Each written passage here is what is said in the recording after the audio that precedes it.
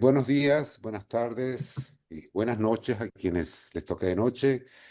Es un placer estar con ustedes hoy, como de costumbre, en esta ocasión.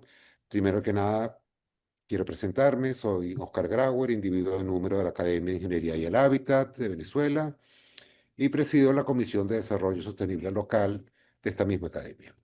Hoy contamos con la presencia del conferencista paisajista brasilero Bruno Amadei. Agradecemos a estudiantes técnicos, profesionales del área de diseño, arquitectura, planificación, paisajismo, agronomía, viveristas y comunidad en general, también ingenieros que desde diversas partes de Venezuela y del mundo han mostrado su interés en la intervención en el paisaje urbano.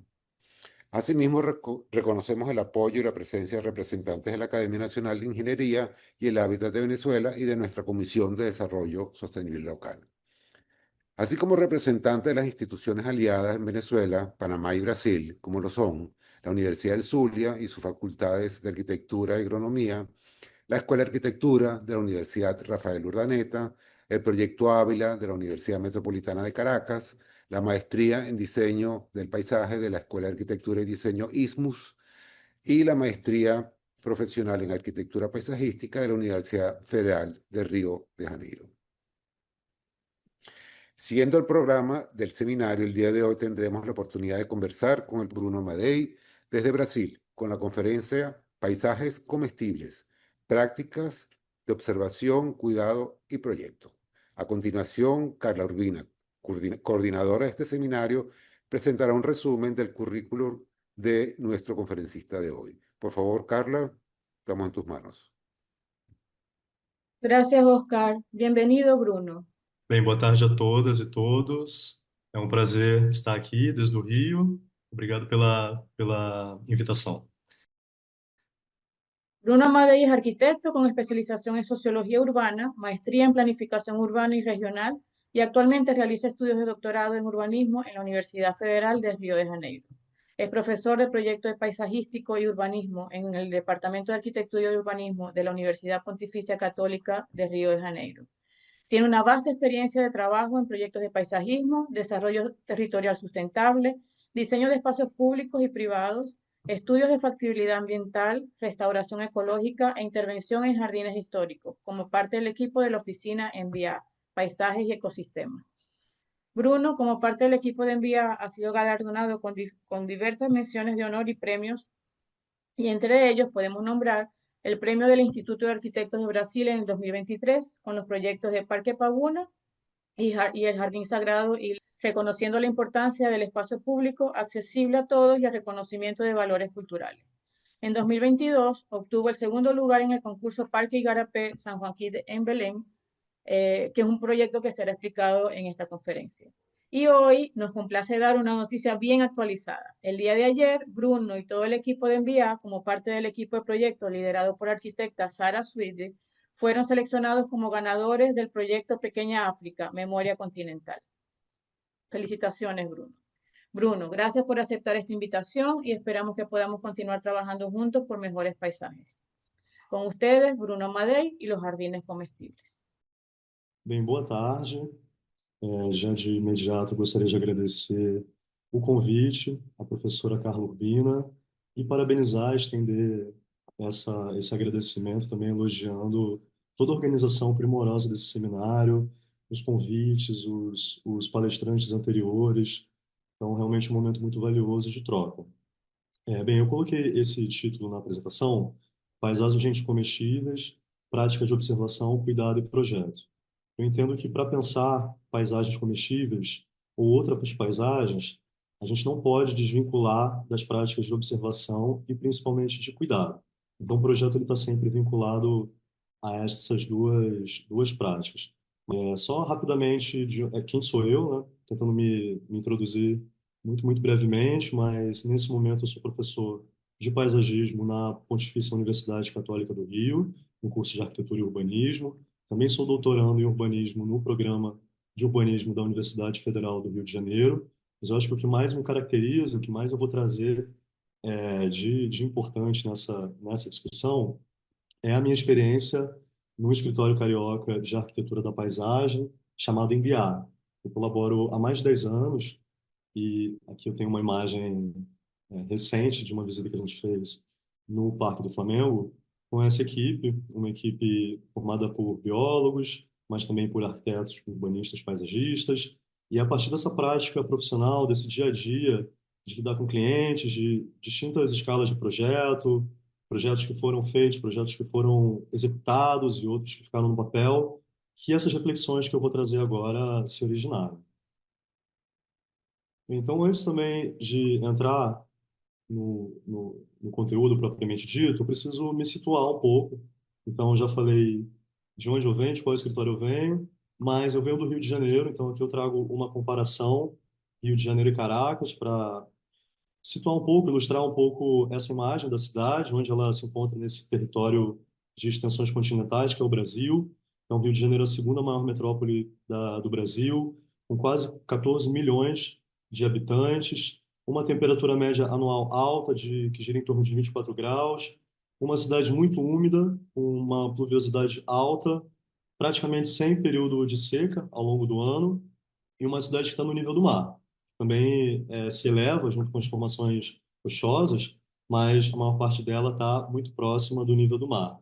Ali comparando com Caracas, com a quantidade, com a população, também com a temperatura, com o nível de chuva, mas também com a altitude, a gente consegue ver uma diferença grande, e principalmente nesse mapa dos biomas terrestres, onde a gente consegue ver que o Rio de Janeiro está inserido nessa Mata Atlântica da Serra do Mar, que é uma área que se estende por praticamente todo o litoral do Atlântico, do Brasil, e que gera uma paisagem muito específica e muito rica, muito biodiversa.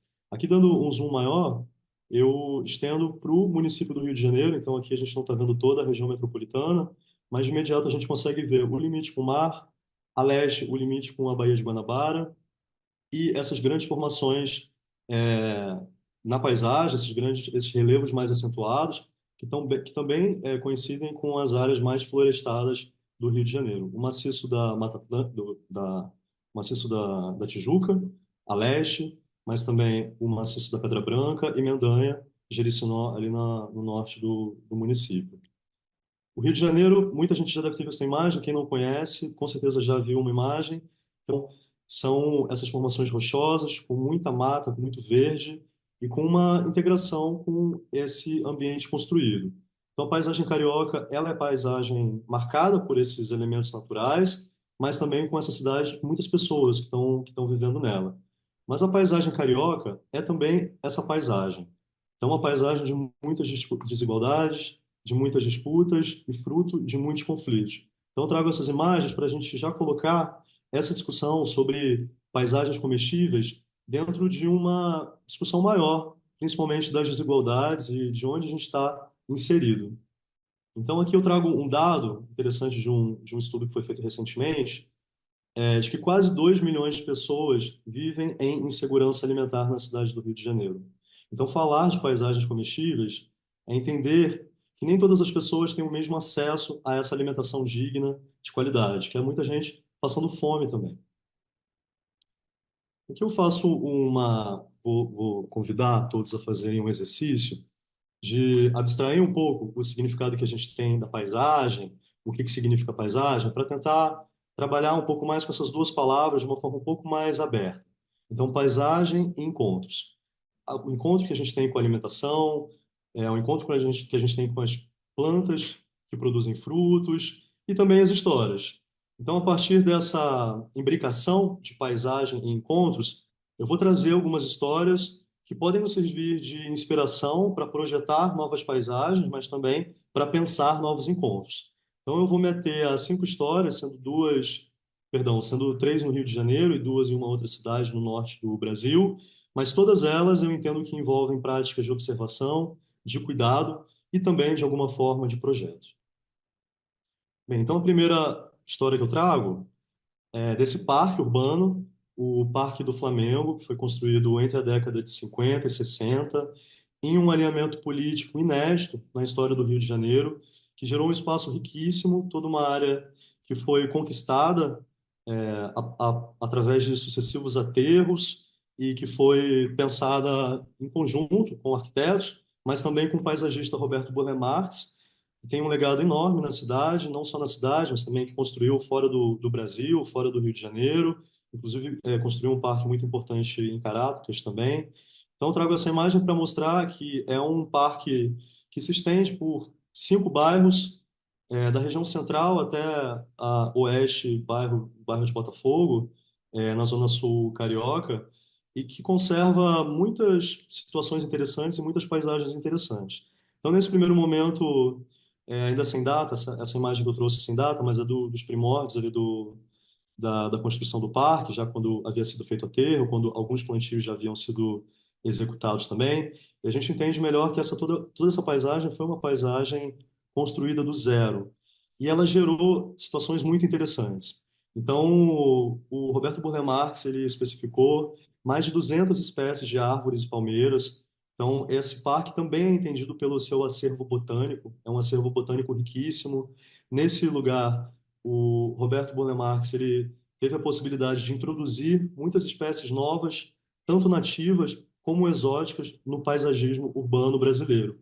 Muitas delas se repetiram depois em outros parques e fazem parte, do imaginário que a gente tem, não só do Parque do Flamengo, mas de outras áreas, públicas, de outros parques da cidade do Rio. E aqui eu trago algumas imagens de algumas delas, por exemplo, o tataré, que é uma espécie típica de Restinga, com uma formação muito interessante, com uma copa mais baixa, mais horizontal, mas também a paineira rosa, perde as folhas em algum momento, que tem esse tronco, uma textura muito única.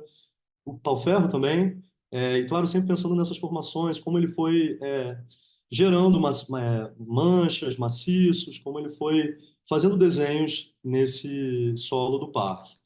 Mas também é interessante pensar que nessa cartela de 200 espécies, se a gente faz uma leitura atenta a essa paisagem, ela também vai nos revelar um acervo comestível.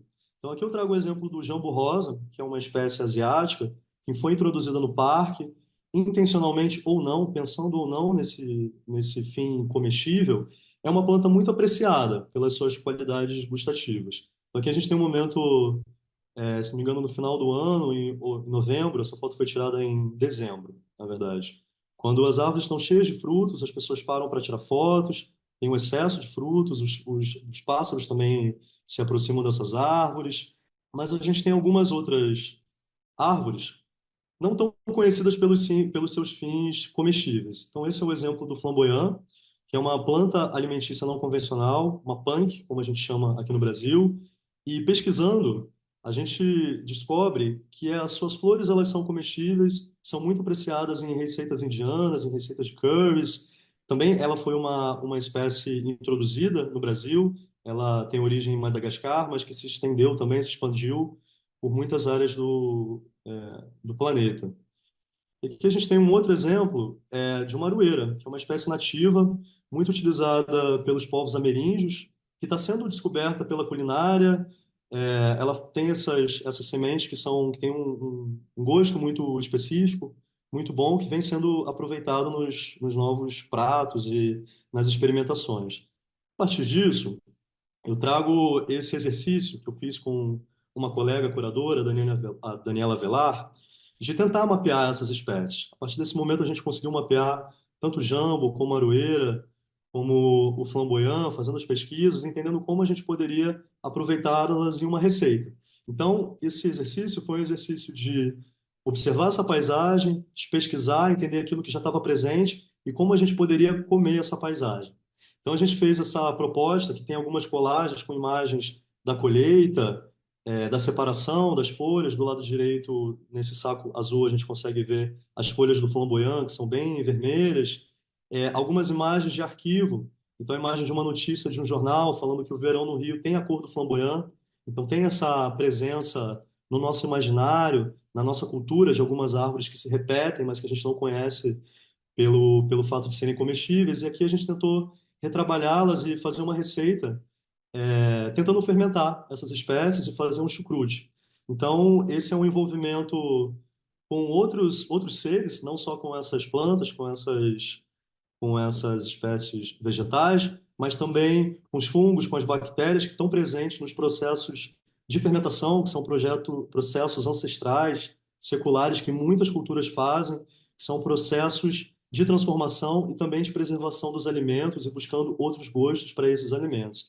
Então, aqui foi um exemplo de uma experimentação que a gente fez e o resultado foi ótimo. É algo que pode ser repetido, que pode ser reproduzido, mas também adaptado a partir de outros alimentos, de outras origens.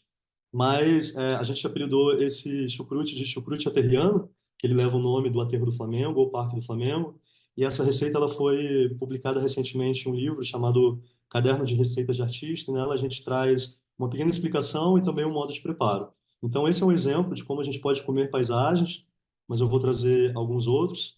O segundo exemplo continua sendo no Parque do Flamengo e continua envolvendo esse exercício de observação da paisagem, entendendo o que está presente e o que foge ao controle, o que desvia, talvez, do projeto original, que foi pensado pelo Roberto Burle Marx.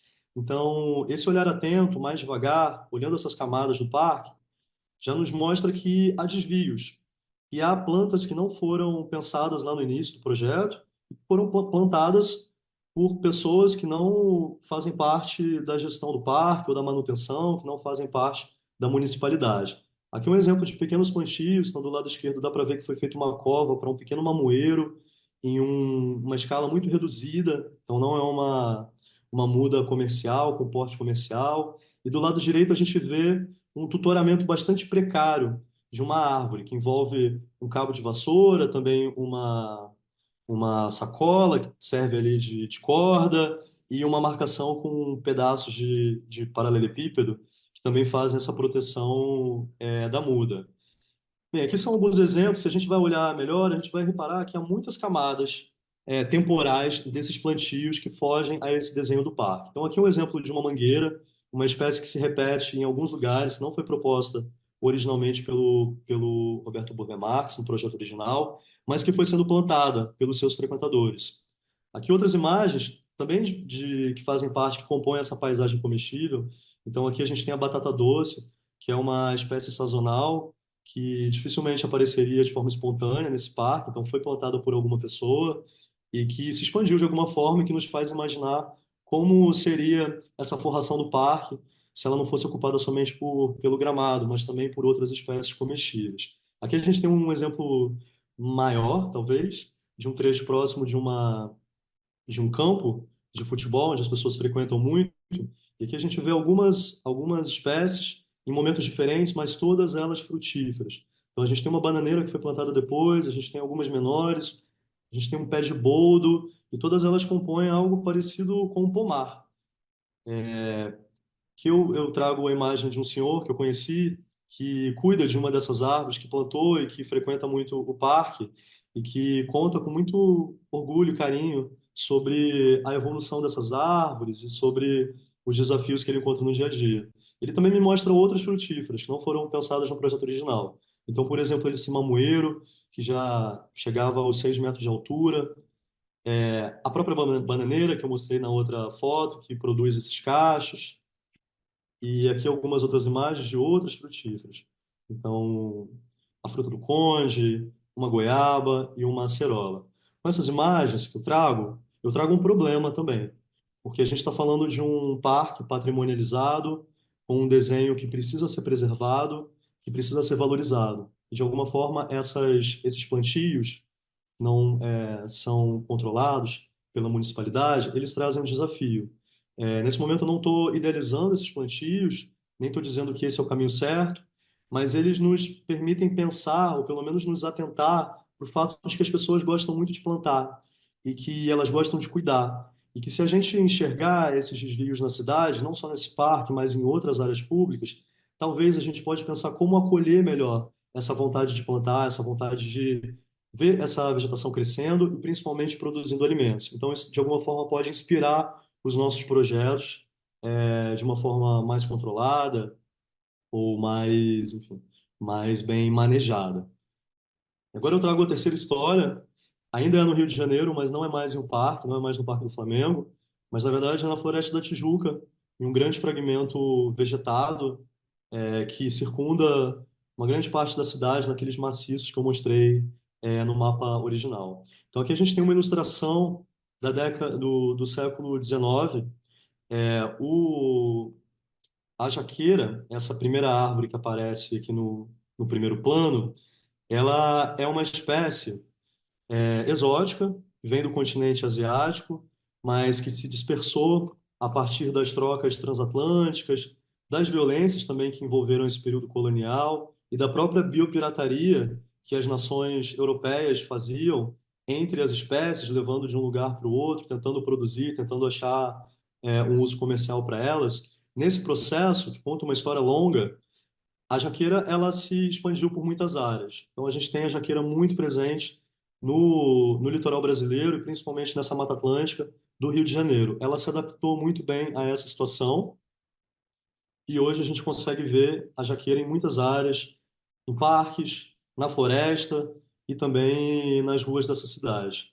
Eu trago aqui na próxima imagem um estudo que foi feito pelo Laboratório de Biogeografia e Ecologia Histórica, muito interessante, que evidencia que há uma concentração muito grande de jaqueiras e uma relação direta entre as jaqueiras com a presença humana pretérita, ou seja, a presença que já ocorreu algum dia nessa floresta. A jaqueira ela encontra um solo fértil, principalmente em paisagens que já foram muito alteradas, ou seja, paisagens degradadas, que permitem que ela se fixe, que ela se disperse com muita rapidez, que ela produza muitos filhos e que assim ela ocupe grandes extensões. O fruto da jaqueira é um fruto riquíssimo, nutritivo e muito grande.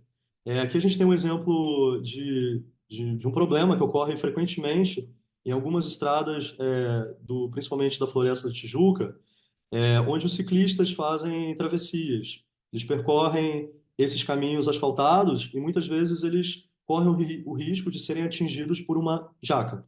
Então, nesse caso, a gente tem uma reportagem de 2025, muito recente, mostrando o embate, o debate que um desses acidentes gerou por conta dessas jaqueiras e das jacas que não são colhidas, que não são retiradas dessa área.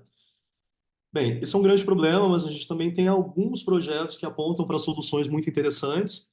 E aqui eu trago o projeto Mão na Jaca, que é feito pelos meus colegas, pela Marisa Furtado e Pedro Lobão, que pensam, que defendem que comer as jacas é a melhor forma de controlar essas jaqueiras.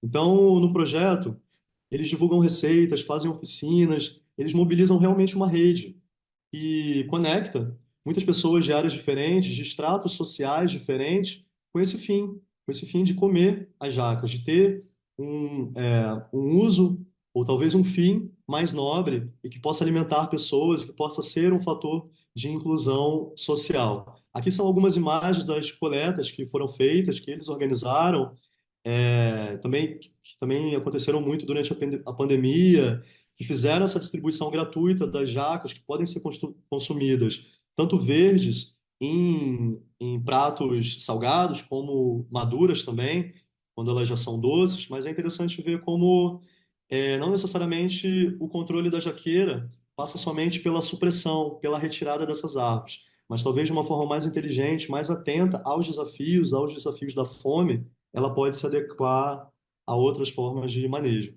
E aqui um exemplo de um stand de doação de jacas que foi executado junto dos alunos da Escola de Arquitetura e Urbanismo da PUC, que fizeram essa instalação, esse mobiliário, para servir de um stand para doação de jacas dentro de um parque muito frequentado na cidade do Rio de Janeiro. Então, esse foi um projeto de sucesso, gerou ótimos frutos e aumentou a rede do projeto Mão na Jaca e mostrou como essas iniciativas podem ser viáveis e interessantes.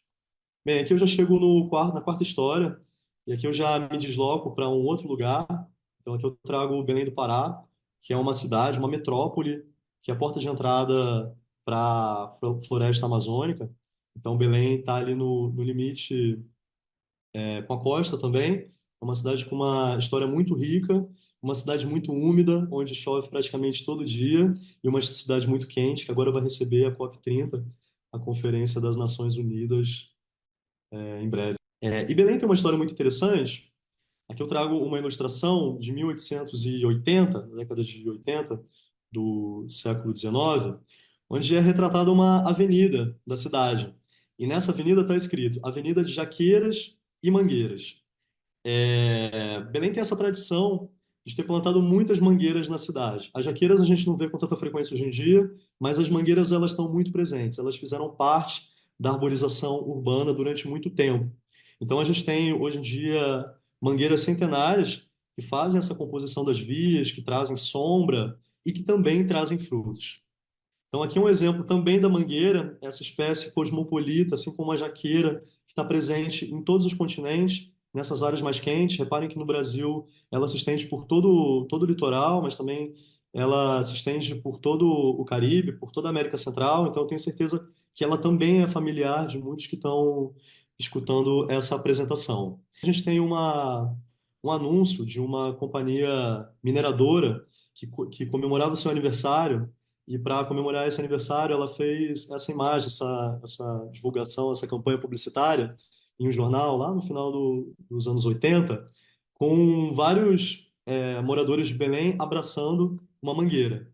Então, para mostrar como ela está presente nesse imaginário, como ela faz parte dessa identidade da cidade. E ela faz parte de uma forma tão forte. Lembrando, a mangueira também é uma espécie exótica que foi introduzida no Brasil no período da colonização, que se adaptou muito bem. Ela é tão importante nesse imaginário que ela tem uma forma específica para ser lidada no Manual de Orientação Técnica da Arborização Urbana de Belém. O manual ele identifica, reconhece a importância, a singularidade da mangueira na cidade e institui algumas regras para o manejo e para a conservação dessas árvores. Então é interessante ver como, em casos específicos, algumas árvores, por serem tão importantes, são contempladas por esses esforços mais institucionais, que talvez podem inspirar outros esforços em outras cidades. E aqui eu trago um caso muito interessante que eu notei quando eu percorri algumas ruas da cidade. Eu encontrei esses dois senhores que há mais de 30 anos trabalham recolhendo os frutos das mangueiras. Então eles buscam as mangas ainda verdes nessas árvores que estão nas ruas da cidade. Eles têm uma ferramenta específica para recolher essas mangueiras. Eles vão coletando e depois eles fazem essa venda em feiras livres da cidade. Eles me contaram que eles criaram as suas famílias. Eles fazem isso há 30 anos e essa é a principal fonte de renda deles. Então aqui eu mostro algumas imagens dessa coleta, esse carrinho, algo bastante simples, mas era interessante ver como eles tinham toda uma técnica para fazer esse trabalho de coleta e claro que eles me contaram que as mangueiras, e principalmente as mangas, são um problema na cidade, principalmente para os motoristas, para as pessoas que estacionam os carros embaixo dessas mangueiras. Então, em muitos momentos, as mangas elas danificam esses carros, mas aqui a minha intenção é convidá-los a ficar, ou pelo menos permanecer com esse problema, de ter frutíferas na cidade e de pensar formas de remediar esses problemas, mas não necessariamente de ignorar ou abandonar a possibilidade de trabalhar com frutíferas, nesse caso, na arborização urbana. Então, aqui nas duas imagens, eles estão ali no primeiro GIF, na primeira animação, eles estão recolhendo, então faz sentido ter duas pessoas trabalhando juntas, enquanto uma está puxando ali, está fazendo um esforço para tirar a manga, a outra pessoa está colhendo e está colocando em cima do carrinho, e assim eles seguem por todas essas ruas, trabalhando juntos, ocupando pouquíssimo espaço e gerando a renda que eles precisam para sobreviver. Bem, agora eu chego na última história, na quinta história, que finalmente é uma história de projeto. A minha intenção nessa apresentação foi partir por um caminho diferente. As outras apresentações que eu acompanhei nesse seminário foram riquíssimas, elas trouxeram muitos projetos, mas a intenção minha nesse caso foi trazer algumas histórias e, a partir dessas histórias, pensar um projeto. Então, o projeto que eu trago para o Igarapé São Joaquim, que é esse trecho da mesma cidade de Belém, que foi objeto de um concurso organizado pelo Instituto dos Arquitetos do Brasil e também pela cidade de Belém, pela Prefeitura de Belém, para um corpo hídrico, que é basicamente um corpo de drenagem que se estende por uma área periférica da cidade e que atravessa alguns bairros dessa região mais periférica. Então, aqui a gente está vendo ao centro o Igarapé São Joaquim, e na próxima imagem eu estou mostrando uma imagem aérea que mostra como essa área é muito ocupada, como ela é bastante, ela faz parte de um tecido bastante adensado e como essas margens, elas também são vegetadas em muitos momentos. O concurso, ele foi organizado em 2022 e o escritório que eu faço parte, em BA, submeteu uma proposta, a gente fez em colaboração com o arquiteto Vinícius Matos, e a gente foi muito motivado pelas diretrizes do concurso que indicavam esse canal como uma fonte de vida e uma possível costura. Havia a necessidade, a intenção de realmente integrar esse corpo hídrico às dinâmicas do entorno do bairro, que essas dinâmicas fossem mais qualificadas. Então, essa é a imagem que a gente tem como o existente, e a partir dela a gente pode percorrer essas bordas do canal e a gente vê muitas situações que não são situações desejáveis, muito lixo acumulado em alguns trechos, alguns animais que podem passar zoonoses, enfim, um problema muito maior do que somente um problema dessa gestão da paisagem, mas também da gestão dos serviços públicos na cidade. Então, a gente tem esse exemplo em alguns trechos. A gente tem outros exemplos de pouquíssima vegetação ocupando as bordas, principalmente onde não há uma fachada ativa, ou seja, onde há muros muito extensos, onde as pessoas não estão circulando com tanta frequência, e é nesses lugares que a gente vê mais acúmulo de lixo, mais água parada, e um tratamento paisagístico menos interessante. Mas se a gente continua percorrendo esses quilômetros de canal, que foi sendo muito alterado, muito artificializado, né? Canalizado, o nome canal já diz, um dia ele foi um igarapé, que é um fenômeno natural que ocorre, um tipo de rio lento, meandrado, que é muito comum na região norte do país, que aos poucos foi sendo substituído pelos canais para essa drenagem mais rápida, onde o pensamento que guia é o pensamento da infraestrutura, é o pensamento da drenagem das águas de uma forma rápida e eficiente, mas muitas vezes sem considerar esses usos, essas qualidades dos espaços que precisam ser também pensadas, principalmente nos projetos paisagísticos. Então, se a gente continua percorrendo, a gente vê outras situações que são interessantes, que podem servir de inspiração para os projetos. Então, nesse trecho, a gente vê que as pessoas que moram ao lado desse canal, elas vão se apropriando e elas vão gerando espaços interessantes, elas vão cuidando. Então, o cuidado está muito presente de muitas formas. Aqui a gente vê os pneus que foram servindo de canteiros, a gente vê um plantio de muitas árvores e principalmente de muitas frutíferas, a gente vê áreas de estar e a gente vê a população utilizando essas áreas. Em outros momentos, a gente vê outras frutíferas. Então, aqui a gente tem uma composição que a gente consegue identificar. A mais alta, essa palmeira, é o açaizeiro. É uma frutífera muito importante para a cultura do norte, que é muito utilizada, que faz parte da alimentação da população de Belém, da população do norte de uma forma geral. Mas junto com a açaizeira, a gente vê uma bananeira, a gente vê um mamoeiro, a gente vê um outro extrato mais baixo, que nos leva a pensar que alguém plantou. E se alguém plantou, alguém teve interesse em colher. Então, essa é uma imagem de um trecho, essa é uma imagem de um outro trecho, onde a gente vê essa vegetação crescendo junto, com um mobiliário bastante improvisado, mas um banco embaixo de uma área que é sombreada. E tudo isso é fonte de inspiração.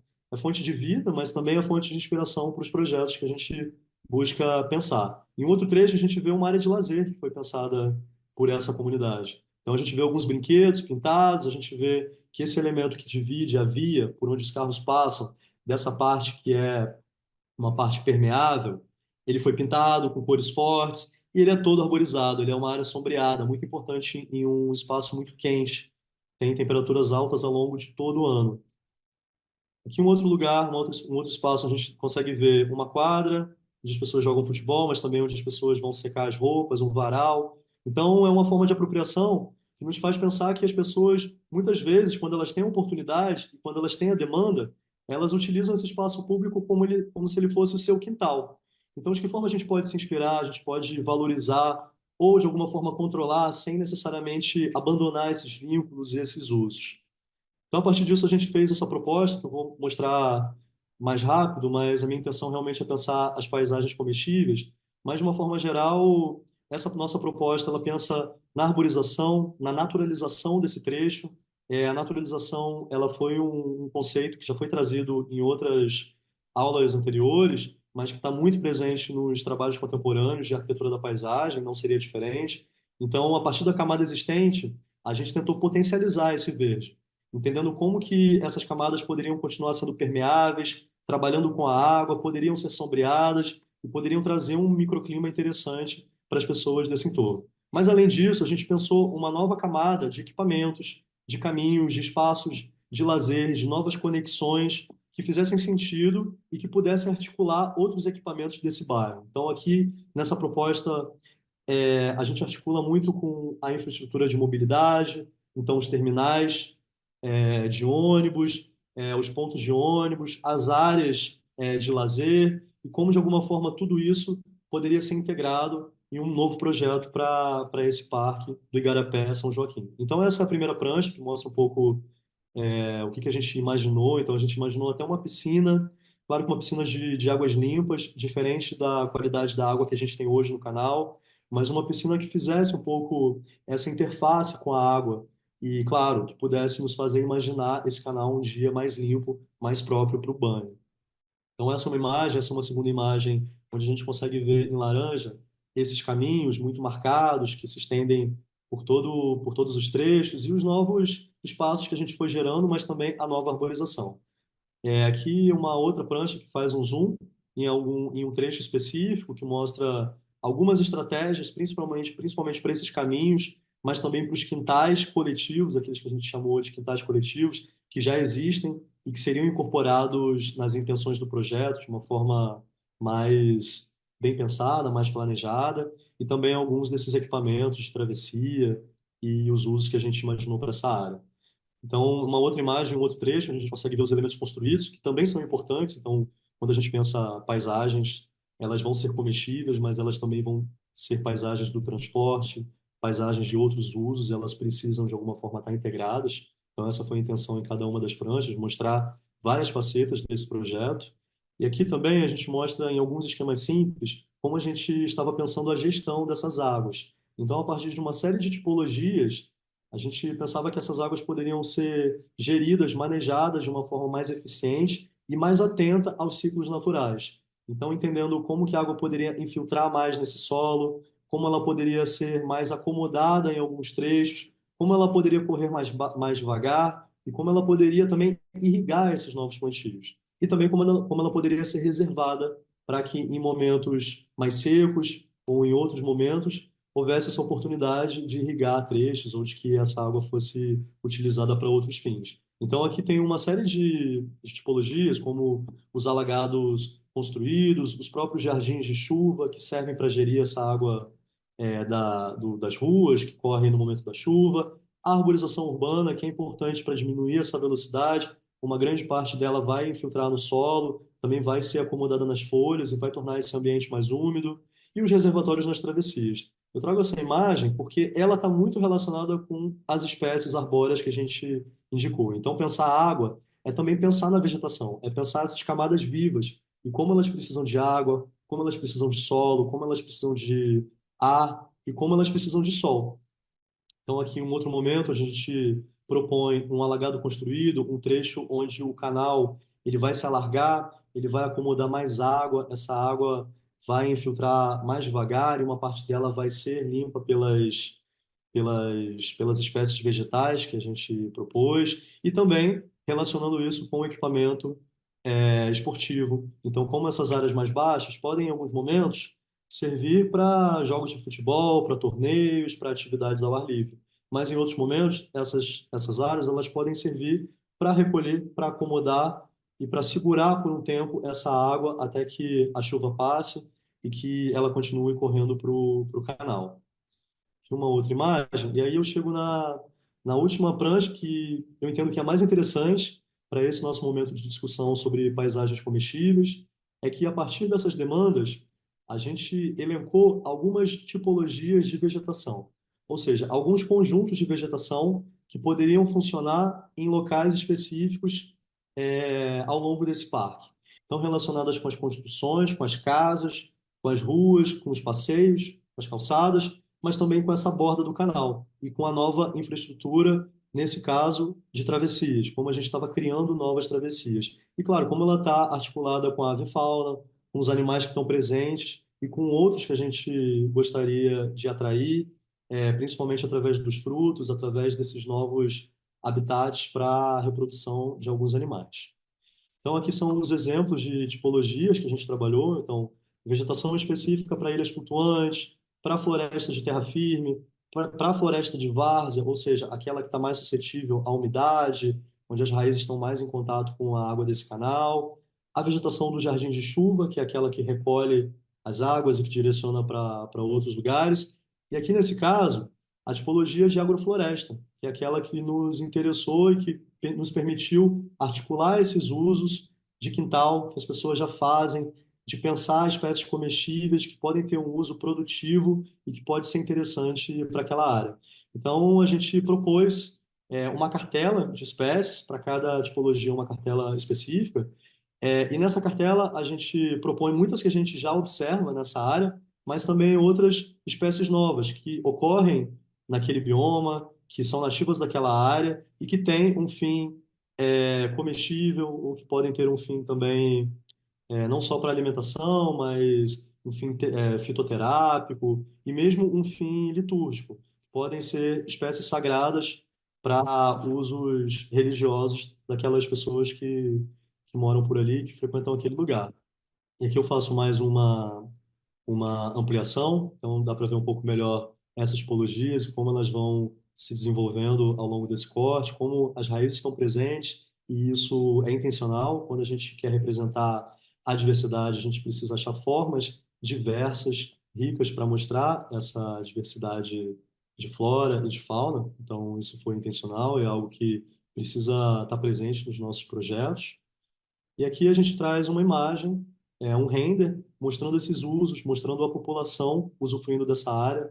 Então, esse equipamento que é de travessia, essa nova travessia, é também para a coleta da água da chuva. E no momento da chuva, que praticamente acontece todos os dias, em algum momento do dia, principalmente no final do dia, ela poderia gerar um elemento lúdico, de brincadeira, ela poderia gerar uma cascata. As crianças poderiam brincar nessa chuva, nesse momento. Mas essas bordas também poderiam servir para hortas comunitárias e, claro, poderiam servir para todo esse uso de quintais coletivos que eu trouxe nas outras imagens. Então, aqui a gente consegue ver as pessoas percorrendo essas vias, a nova arborização, com vários estratos diferentes, com as palmeiras, com o jardim de chuva e a presença das pessoas ocupando essas áreas. Eu espero que essas histórias elas possam nos inspirar e que elas sirvam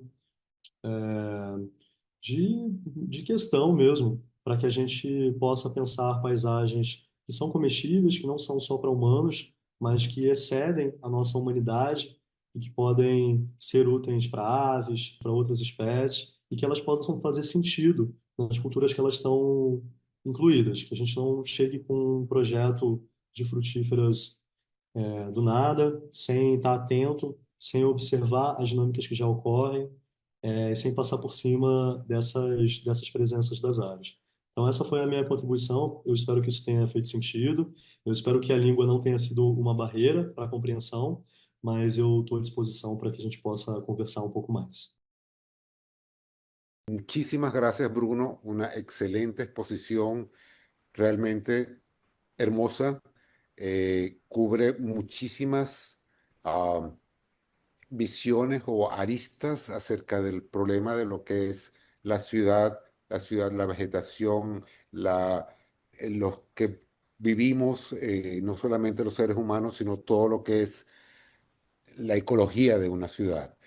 Me hubiera gustado quizás quisieras más énfasis, porque no sé exactamente cuáles son las condiciones actuales del río. Mencionaste que el río estaba relativamente contaminado. Dentro de eso, ¿consideraste plantas para fitorremediación del río? Y si las consideraste, ¿son también comestibles? Me gustaría saber un poco más o si son adicionales a las comestibles que estás planteando. Y si es posible hacerlos, me imagino que aguas arriba para que el agua hacia abajo ya venga con mucho más limpieza. Sobre a sua pergunta, Oscar, era um concurso de ideias. Então, a gente partia, de uma situação hipotética desejada, imaginada. É claro que há esse problema da poluição. É um rio, é um canal muito poluído. Então, a gente, para fazer, para pensar essas plantas comestíveis, para pensar tudo isso que seria utilizado, a gente imagina que isso acontece no solo mais alto, não necessariamente naquela parte que está mais baixa, em contato permanente com a água desse rio. Mas, sim, no projeto a gente previa algumas áreas mais baixas para fitorremediação, ou seja, áreas onde o plantio tentaria responder a essa tentativa de purificar essas águas, pelo menos melhorar um pouco a qualidade dessas águas. Esse exemplo já acontece em muitos lugares. Há muitas infraestruturas verdes fazendo esse trabalho de limpeza, de purificação. Então a gente se inspirou nessa técnica, que com certeza vai crescer muito nos próximos anos. A gente está entendendo melhor essas soluções, mas já há estudos mostrando, indicando quais espécies podem ser úteis para qual tipo de limpeza, para redução de minerais, por aí vai, né? Própria carga orgânica dessa água. Me gustaría mucho preguntar a Bruno porque llega con una mirada muy amorosa, yo diría, para la intervención de las personas sobre el paisaje. Y si la intervención que tenemos siempre sobre el paisaje está muy conectada con plantas no nativas, últimamente tengo evitado utilizar exóticas, sino no nativas, ¿no? Y aún más cuando esas no nativas tienen una conexión de uso muy fuerte o de una conexión cultural, hasta religiosa. Yo veo que en la arquitectura paisajística hoy, aun cuando tenemos una presencia de no nativas frecuente y fuerte, en los proyectos es casi como un pecado, como una mala acción, utilizar plantas no nativas. Entonces me parece que, aunque estemos combatiendo un poco esa mirada dicotómica, nativa, exótica, y la que nace, llega hasta nosotros desde una mirada naturaleza, cultura, de una manera separada, y todo eso es una pelea muy importante hoy día, porque creo que el intento es una reaproximación, pero al mismo tiempo yo veo que los proyectos siempre evitan utilizar no nativas. Entonces, pregunta a Bruno si cree que eso es posible, si aún es una cuestión que si pones en un proyecto es muy mal visto o si hay reacciones negativas demasiadas tales que impiden su especificación en un proyecto. Essa pergunta que o Pedro traz é muito importante para a prática da arquitetura da paisagem contemporânea. Eu entendo, eu reconheço que há escritórios, há práticas que decidem fazer um caminho de 100% nativas, adoção total de apenas espécies nativas. Acho que são caminhos, são possibilidades. No caso da MBA, na nossa prática, a gente prioriza as espécies nativas, como eu acredito que deveria ser de uma forma geral, pois há muitas espécies interessantes, muito pouco utilizadas, que estão muito bem adaptadas aos ecossistemas, então elas precisam ser incluídas no projeto. Mas no nosso caso, a gente não tem uma regra de não utilizar não nativas, como você falou. A gente adota espécies não nativas quando a gente entende que elas não têm um comportamento invasor, dependendo da situação, que elas cumprem alguma função interessante naquele projeto e que essa história está sendo bem explicada, essa história está sendo contada. Ou seja, a gente está adotando espécies por um motivo e a gente está tentando transmitir essa intenção para o cliente, para os interessados de alguma forma. Então, eu acho que não deveria haver uma proibição total, de adotar uma ou outra, mas sim escolhas situadas, entendendo quais são as situações e como a gente deve se adaptar e transformar. A gente precisa estar muito atento aos valores que as pessoas atribuem às plantas. Então, há valores culturais, há valores históricos, há valores afetivos que precisam ser considerados nessa escolha. Voy a pasar por aquí sobre los comentarios. Tomar Bash dice, definitivamente es otra visión de cómo podemos hacer paisajismo. Súper interesante. Bruno, tienes muchas felicitaciones, increíble intervención, aplausos, aplausos. Extraordinaria, felicitaciones. Jesús Mendoza dice, muy interesante cómo se pueden utilizar las distintas especies frutales para la generación de un paisaje comestible. Geraldine Méndez, ha sido muy interesante la ponencia. Me gustaría saber cuál es el principal obstáculo para escalar los paisajes comestibles en ciudades densas. ¿Cómo podemos medir el impacto social y económico de un paisaje comestible en una comunidad? Y más allá de la producción de alimentos, ¿cuál es el servicio ecosistémico fundamental que un arquitecto paisajista debe priorizar al diseñar un paisaje comestible urbano? Eu acredito que o principal obstáculo é uma resistência cultural, principalmente dos gestores públicos, que se preocupam muito com a manutenção e que não estão acostumados a adotar espécies pelo valor comestível delas. Então, o paisagismo, a arborização urbana, ela foi muito guiada pelo embelezamento e não tanto pelas suas funções, por exemplo, comestíveis. Eu entendo que há uma barreira cultural em muitos lugares que se apresenta de muitas formas diferentes para essa introdução, mas é algo possível. A nossa cultura está mudando. A gente vê mudanças positivas. Eu acredito que as frutíferas na cidade são um caminho dessa mudança. A gente precisa achar indicadores, né? Eu acho que eu não sou mais a melhor pessoa para pensar esses indicadores de impacto, mas escutando as pessoas, entendendo se faz sentido para elas ter paisagens comestíveis, se isso gera bem-estar, se isso gera segurança alimentar, se essa adoção ela está adequada ao contexto social daquele local. Eu acredito que de uma forma geral, sim, mas isso precisa ser medido, precisa ser acompanhado caso a caso.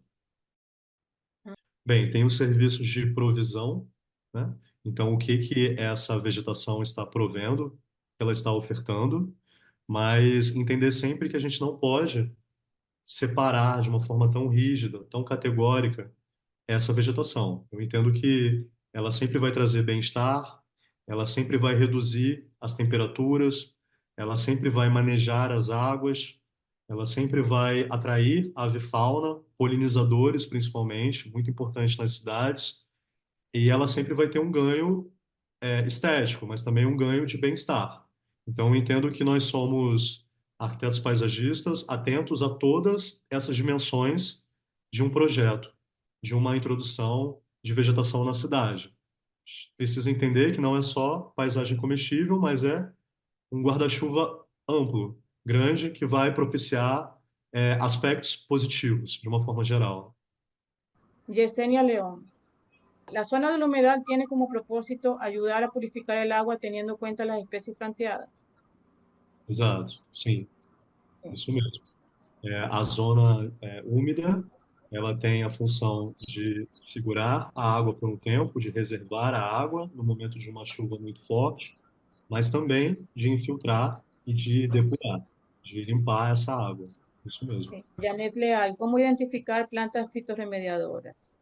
Quisiera saber de qué manera se puede potenciar la estética en vez de competir con la funcionalidad productiva de este tipo de diseños comestibles. Uhum.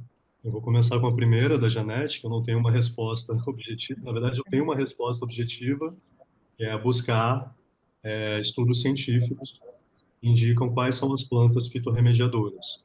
Eu acho que da mesma forma que a gente precisa entender quais são espécies nativas, não nativas, quais espécies têm um comportamento invasor, a gente precisa entender quais que fazem essa fitorremediação, quais se adequam a quais espaços, tá? Não dá para imaginar que qualquer planta vai limpar em qualquer lugar da mesma forma. Eu entendo que isso depende também da nossa mirada, do nosso olhar. Quando a gente enxergar essas espécies comestíveis a partir dos seus atributos estéticos, a gente vai passar a ver valor também nesse olhar. Então, a gente pode experimentar composições paisagísticas com espécies comestíveis. Então, é um exercício de atenção, do olhar e de naturalização de algumas formas das espécies. Então, por exemplo, não é comum ver jardins com mamoeiros, né, com papaias. A gente pode experimentar, adotar misturas de espécies e fazer jardins mais naturalistas, onde as comestíveis elas vão estar integradas com outras espécies não comestíveis, de um uso mais consolidado, no paisagismo. Então, eu entendo que é uma integração e uma experimentação necessária. Ok, Álvaro Hernández, muchas gracias. En Ciudad del Saber, en Panamá, se nos pierden toneladas de mango. Se necesita repensar así el uso de nuestros territorios. Felicidades. Exato. É legal porque essas frutas elas nos conectam. Eu estou falando com pessoas que estão muito distantes do Rio de Janeiro, mas pessoas que veem as frutíferas na cidade e que podem pensar usos mais nobres para essas frutíferas. Eu entendo que essa é uma possibilidade, tentar imaginar, né? E tentar entender como essas histórias que eu contei se adequam aos casos das outras cidades, aos outros territórios.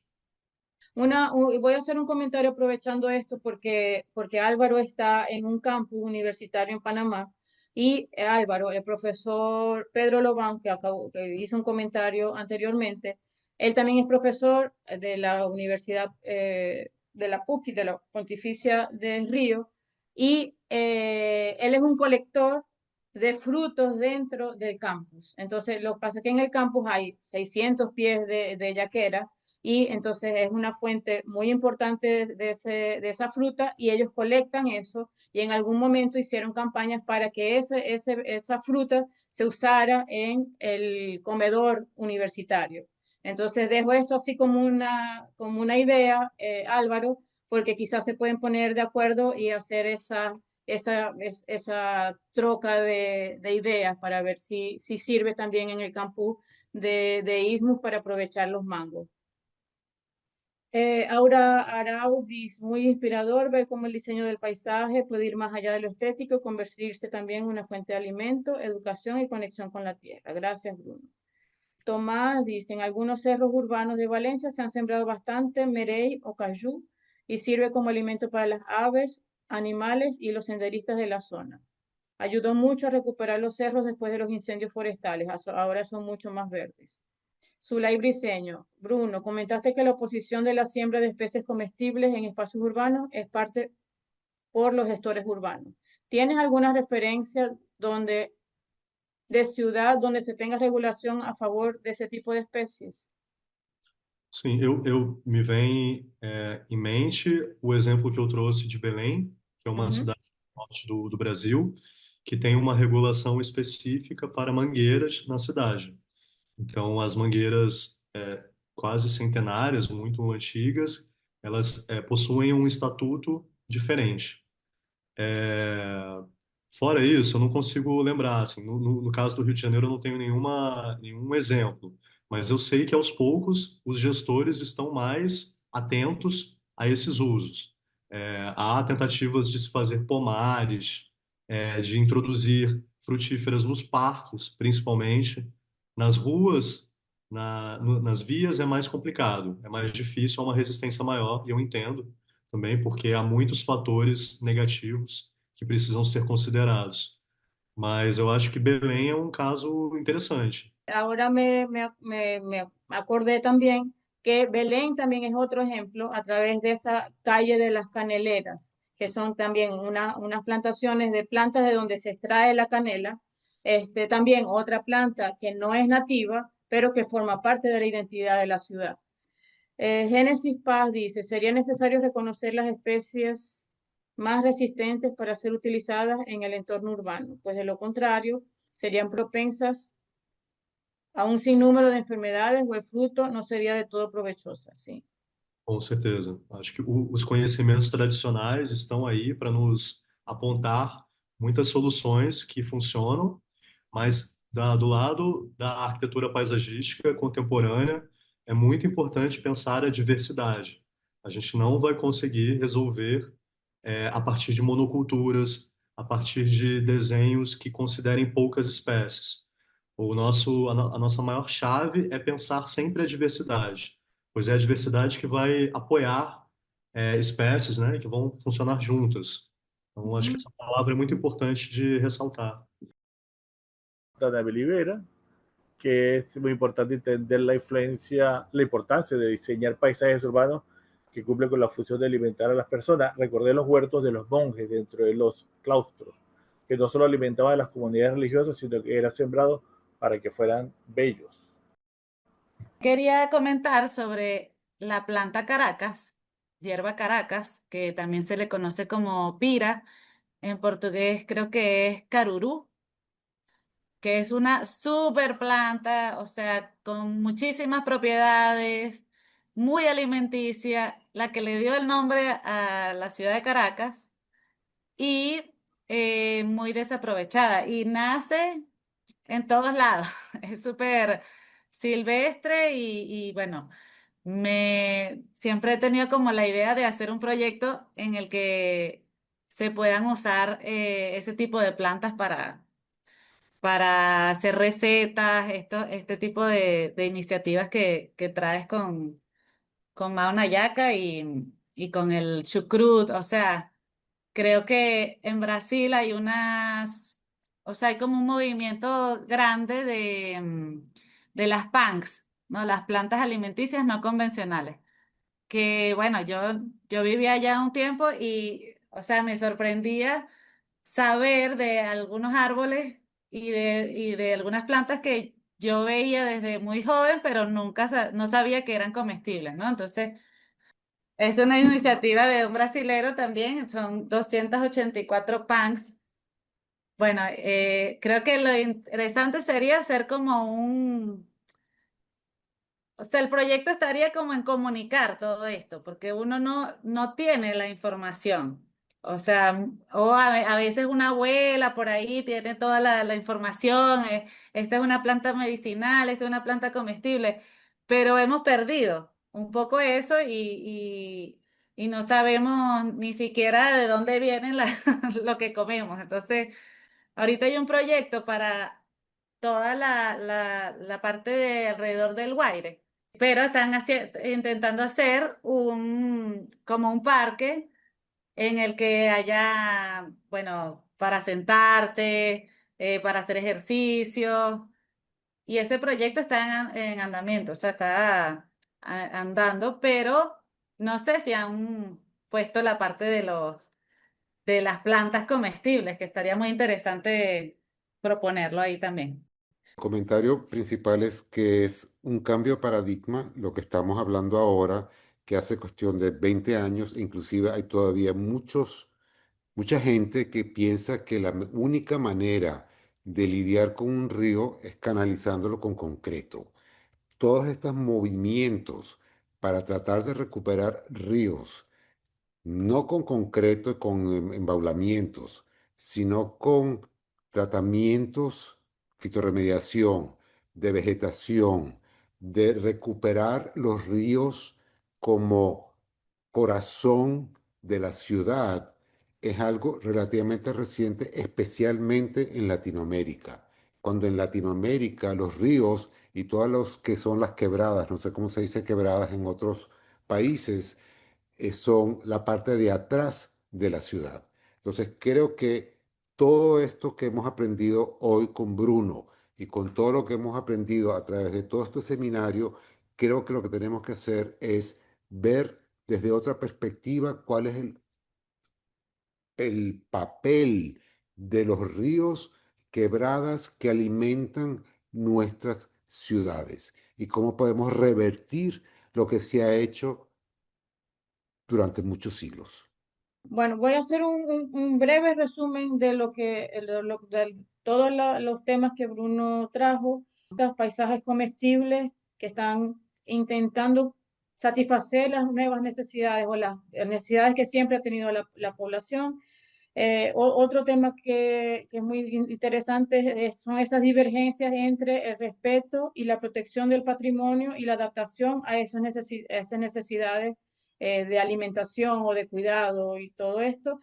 No es fácil de resolver y por eso es importante trabajar en estos planes de paisaje con un equipo multidisciplinar, ¿no? Eh, Cuando habla sobre el tema de Belén con las mangueras, la protección de árboles, ¿no? Que puede ser esa protección de árbol por ser un árbol monumental o por tener un valor sagrado o por tener ese valor de identidad de la ciudad, como es el caso de las mangueras, la ciudad como lugar de producción agrícola. Lo otro, cuando él trae el caso de esta familia que son colectores de mango en la ciudad, entender las condiciones, aprender de ellas, generar soluciones y también eso puede ser fuente de recursos, tanto de alimentación como de recursos financieros. Y por último, la importancia de la aproximación a las realidades urbanas, rurales, a las necesidades, a los modos de apropiación y a ese trabajo conjunto entre alcaldía, comunidad y el equipo técnico para que entre todos podamos mejorar nuestros paisajes. Hoy hay un mensaje lindo aquí de Pedro que dice, Pedro Lobán, que dice, el paisaje comestible es más de lo que se puede comer con la boca. Podemos alimentar el alma, los ojos y el espíritu también. Eu gostaria só de felicitar a organização do seminário, belíssimo até agora, muito exitoso, em especial a Carla Urbina, ao Oscar Grauer, por todo o suporte, pela atenção na preparação dessa aula.